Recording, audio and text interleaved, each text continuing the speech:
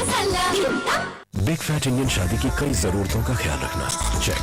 अर्गोलीवर संगीत प्यार star performer के लिए, चेक। अगली शादी की तैयारी कर लो, next. Skoda Rapid, built for the thoughtful. जब वीरू घर आते हैं तो बहुत तोड़फोड़ मचाते हैं। मत पूछो जी। अरे बेटी, इस भोड़ू का तोड़ है हमारे पास। ये जोड़ू जेके सुपर सीमेंट, विश्वास है इसमें कुछ खास है।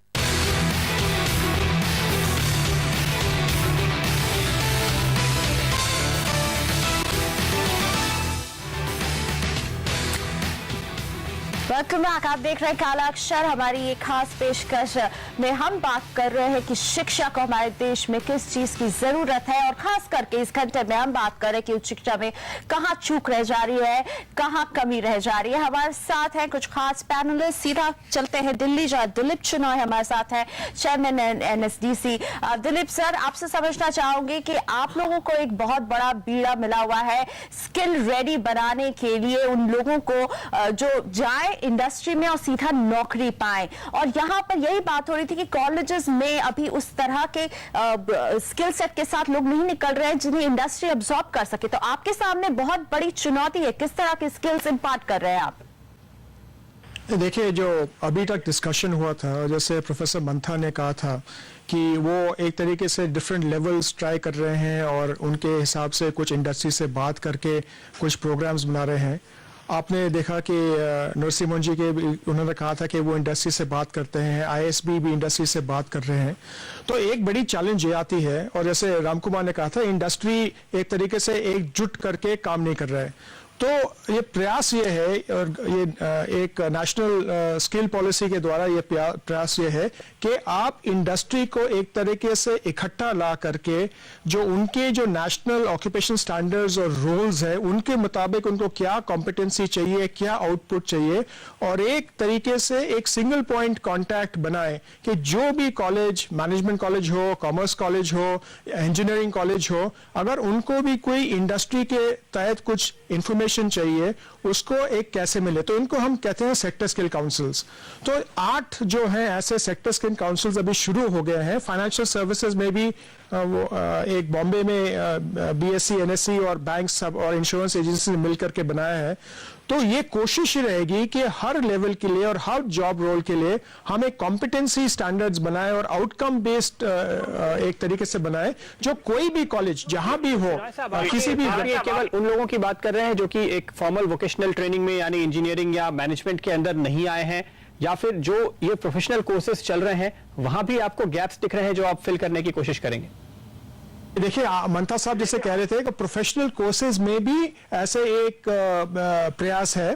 तो चूंकि अगर नंबर्स देखें, ये पूरे डिबेट में जो हायर एजुकेशन और इंडिया के जो इंडस्ट्री की जो एम्प्लॉयमेंट है, अगर आप देखें तो 12 या 14% जो इंडस्ट्री में एम्प्लॉय होते हैं वो ग्रेजुएट्स और प्रोफेशनल लोग होते हैं। मेजॉरिटी ऑफ द पीपल जो आते हैं वहां पे वो एक तरीके से इंडस्ट्री टू इंडस्ट्री से वेरी करता है, तो वो 10 क्लास या 12 क्लास होते हैं। तो हम पूरे वैल्यू चेन को देख रहे हैं, तो हम एक्सक्लूड नहीं कर रहे हैं कि जो अगर कोई किसी को एक बैंकिंग पर्सन बनना है, जैसे आपने पहले ब्रेक के पहले क्वेश्चन पूछा था कि वो यहाँ से नहीं एम्प्लॉय करके किसी और सर्टिफिकेट को एम्प्लॉय करते हैं, तो ये प्रयास है कि हम लेवल 1 से मंता साहब ने कहा सर, लेवल 1 टू या लेवल 2 लेवल और पोस्ट ग्रेजुएट तक एक तरीके से एक फ्रेमवर्क बनाए कि एक स्टैंडर्डाइज बेसिस में एक इंडस्ट्री की एक इनपुट है जो कोई भी कहीं से भी ले सकता है। तो ये एक बहुत बड़ा चेंज आने वाला तैयार कर रहे हैं, ये बात हो रही थी। लेकिन एक बात जो उच्च शिक्षा में एक गैप है जो नजर आ रहा है, जो हमारे पैनलिस्ट उठा रहे हैं, उस वजह से जो सामने आता है कि कई सारे निजी संस्थान खुल जाते हैं, और एक कॉलेज को खोलने के लिए जितनी तरह के लाइसेंसेस और जितनी तरह की परमिशंस की जरूरत होती है वो किसी एक इन्फ्लुएंशियल व्यक्ति के लिए लेना बहुत आसान है। और ऐसे प्राइवेट इंस्टीट्यूट जब पनपते हैं तो छात्रों का भविष्य अधर में पड़ जाता है, और ये एक समस्या है जो छात्र फेस करते हैं रोजाना हमारे देश में। मैं अपने पैनलिस्ट के सामने यही सवाल उठाना चाहूंगी। ये जो प्राइवेट इंस्टीट्यूट्स मशरूम करते हैं, सर आपसे लेते हो अमरीश पटेल सर, इन छात्रों के भविष्य के साथ खिलवाड़ करते हुए दिखते हैं। इन्हें रोकने का, इन्हें समझने का क्या मैकेनिज्म हो सकता है? क्या खिलवाड़ करते हैं, मुझे तो कुछ ऐसा लगता नहीं। मैं भी प्राइवेट ऑर्गेनाइजेशन चलाता हूँ और हमने अच्छे लड़के दिए हुए हैं, देश में अच्छी शिक्षा दे रहे हैं। आप अच्छे दे रहे हैं, लेकिन कई इंस्टीट्यूट्स, आप दिल्ली की गलियों में जाइए, मुंबई की गलियों में जाइए, कई ऐसे इंस्टीट्यूट्स हैं जो आपको कहना है आपको 3 महीने में वो किसी बड़ी कंपनी में नौकरी दिलवा देंगे। बताते हैं हम कि अभी 2 महीने पहले हम लोग मथुरा गए थे। दिल्ली से मथुरा आप रोड पे जाएंगे तो दोनों तरफ आपको केवल कॉलेजेस दिखते हैं। आपको शायद वहां जाने का मौका पता नहीं मिला या नहीं मिला। राम, ये इस तरह के इंस्टीट्यूट्स में क्या आप जा रहे हैं? किस तरह की एजुकेशन मिल रही है? See, there is a divide here also, right? Between I would say the top 100 institutes, not just in post-graduation, but also in the undergrads, you would say that, and the rest of the institution. Again, it goes back to the same old problem. The same old problem is around about getting the good faculty, getting the good curriculum. The top 100 colleges are able to do it, right? The rest of them, at the end of the day, don't do it. And we are also not using technology like what Ravi Sinha said at this point of a time, in terms of taking the good professors in the country, recording them, and making the best lectures and the best knowledge dissemination available to all colleges in India. That I would at least expect AICTE to do it, in getting quality teachers being available to all colleges in India. You can democratize it. लेकिन राम, क्या वजह है कि ICICI या HDFC या इन्फोसिस ये अपने universities या इंस्टीट्यूशंस नहीं खोल रहे? हमने खोल दिया. We have one with ICICI Manipal Academy, where we train, we take the children from back and beyond of India who don't speak English and whose family income is below 3 lakhs, because we are tired of taking people from the big cities, and we take them there in a residential program for 1 year. We have our own curriculum, and we do not worry about whether it is AICTE recognized or not, and we are willing to take those boys and girls into our organization, and they turn out to be very bright and very good despite they don't speak English. I don't think the problem is about language. लेकिन क्या दूसरी companies भी इनको higher कर रही? Abhi, Axis Bank, Bank of Baroda have also joined this. My guess is, if the education system does not refine itself or reform itself, industries will start their own education system. Okay. यहाँ पे शिनॉय साहब कुछ पूछना चाहते हैं हमारे मेहमानों से। जी दिलीप शिनॉय, क्या आप सवाल है आपका? कि मैं कुछ सवाल नहीं पूछना चाह रहा, मैं कह रहा हूं कि जैसे अभी इन्होंने अभी डिस्क्राइब किया है, यही एफर्ट है NSDC का कि इंडस्ट्री को आगे लेके आए और एक स्केलेबल, सस्टेनेबल ऐसे संस्था खड़ा करें और लोगों को ट्रेन करें जो जॉब रेडी है। तो राम कुमार जी ने बड़े अच्छे तरीके से ये डिस्क्राइब किया कि NSDC का क्या एक मकसद है, और जैसे ये ICICI बैंक कर रहे हैं, हम और इंडस्ट्रीज के साथ एक तरीके से लेकर इनको स्केल अप करें, क्योंकि सारे एक इंस्टीट्यूट नहीं हो, देश में अलग अलग इंस्टीट्यूट हो और वो इंडस्ट्री रेडी लोग प्रिपेयर करें। ओके, चंद्रा साहब, आपके क्या इनिशिएटिव्स हैं? देखिए, हम लोगों ने 2-3 चीजें की हैं। जहां तक सवाल है वोकेशनल एजुकेशन का, उसकी कुछ समस्याएं थोड़ी भिन्न हैं। जो प्रोफेशनल डेवलपमेंट इंस्टीट्यूशन हैं, जैसे कि MBA इंस्टीट्यूशन है, इंजीनियरिंग इंस्टीट्यूशन से, इनकी थोड़ी सी सिचुएशन थोड़ी भिन्न है। और फिर वो इंस्टीट्यूशन जो एकेडमिक लीडरशिप की तरफ बढ़ते हैं, उनकी सिचुएशन थोड़ी सी भिन्न है।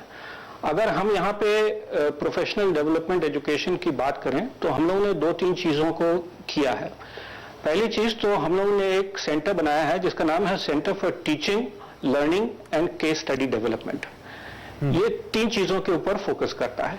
एक तो हम लोग अपना कंटेंट बना रहे हैं, क्योंकि हम ये समझते हैं कि अगर हम इस देश में, हमको उस देश के लिए एजुकेशन बनाना है, तो हमें जरूरी ये है कि कंटेंट भी उसी चीज को रिफ्लेक्ट करता है। We are part of developing economy, and therefore it is important for us to develop content which reflects the reality of the context in which we live. तो पहली चीज तो हम लोग ये कर रहे हैं उसमें।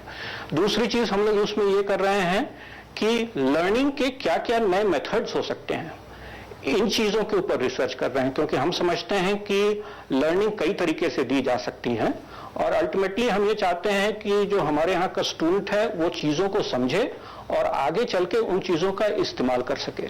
तो हम लोग पेडागॉजीज के ऊपर काफी रिसर्च करते हैं। दूसरी चीज हम लोग ये कर रहे हैं। Okay. और तीसरी चीज जो हम लोग कर रहे हैं कि टीचर्स ट्रेनिंग कर रहे हैं।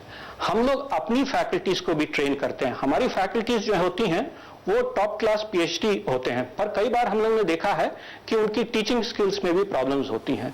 तो टीचिंग स्किल्स के लिए हम लोग उनको टीचिंग ट्रेनिंग देते हैं और ना कि केवल लेकिन ये लग रहा है कि ये सारे जो इनिशिएटिव्स हैं वो कॉमर्स या मैनेजमेंट फाइनेंस के साइड में ज्यादा हो रहे हैं। प्रोफेसर सिन्हा, आईएसबी तो आईएम के सामने खड़ा हो गया है, लेकिन आईआईटीज को कोई कंपटीशन नहीं नजर आ रहा। इस सेक्टर से आप सालों से जुड़े हैं फैकल्टी के साथ, क्या फर्क है? एक्चुअली इंजीनियरिंग इंस्टीट्यूशंस क्रिएट करना एक बिल्कुल दूसरे लेवल का काम हो जाता है, क्योंकि उसकी रिक्वायरमेंट्स बहुत अलग होती हैं in terms of laboratories and so on.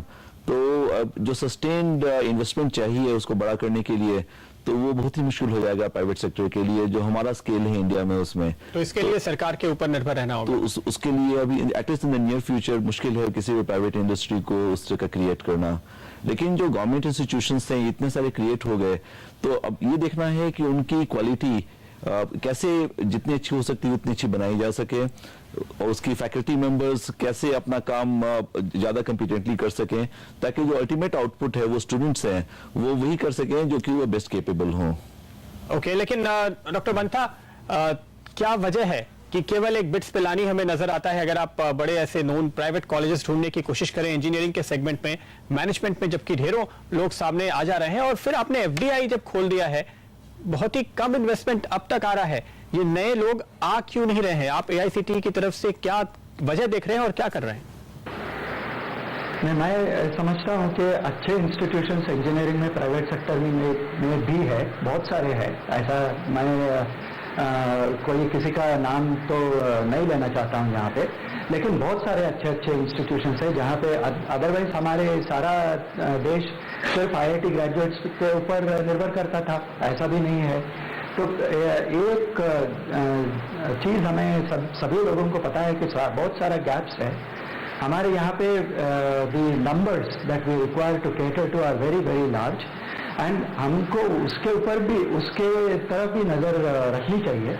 And quality जहाँ तक संबंध है, सारा क्वालिटी इंप्रूव करने की एक प्रथा रहनी चाहिए, कोशिश हर तरफ से रहनी चाहिए। जो स्किल्स डेवलपमेंट जो लोग कह रहे हैं, एआईसीटी बहुत सारा इनिशिएटिव्स ला रहा है, और जहाँ क्वालिटी इंजीनियरिंग इंस्टीट्यूशंस का जो हम कहते हैं, उसमें पोस्ट ग्रेजुएशन एजुकेशन के तरफ बहुत सारा स्कीम्स हमने इनिशिएट की है। और अभी एक नया स्कीम भी आने वाली है जहाँ पे इंडस्ट्री को हम रिक्वेस्ट कर रहे हैं कि एक नॉर्मेटिव बेसिस में 50 इंस्टीट्यूशंस को हम सेलेक्ट करेंगे प्राइवेट सेक्टर में, और उन इंस्टीट्यूशंस के अंदर जाकर वो अपना अपना रिसर्च सेंटर्स खोले, और उनको जो वहाँ का जो स्टूडेंट्स है, वहाँ का जो फैकल्टी है, उनके साथ मिलकर रिसर्च की ओर और क्वालिटी ऑफ टीचिंग की ओर बढ़ावा दें। जहाँ तक आपका फॉरेन इंस्टीट्यूशंस का सवाल था, हमारी ये कोशिश है कि गुड ट्रेनिंग प्रोग्राम्स जहाँ पे पार्ट ऑफ द स्टडी यहाँ पे हो, part of the study abroad हो, इस स्कीम के ऊपर हम ज्यादा ध्यान देना चाहते हैं। यानी साफ तौर पर कई सारे स्कीम्स पर काम हो रहा है। और एक बात जो प्रदीप निकल कर आ रही है हमारे पैनलिस्ट के साथ, वो ये कि कहीं ना कहीं इंडस्ट्री का पार्टिसिपेशन भी एजुकेशन के स्पेस में बहुत जरूरी है। ये दोनों जब हाथ मिलाकर चलेंगे तब कहीं ना कहीं जो एक बिगड़ती हुई स्थिति है वो सुधरती हुई नजर आएगी। हम लेंगे एक ब्रेक के बाद हाजिर हो रहे हैं, समझेंगे उस शिक्षा के स्तर पर और किन चीजों की जरूरत है हमारे देश में, और हमारे पैनलिस्ट बताएंगे क्या कुछ किया जा सकता है।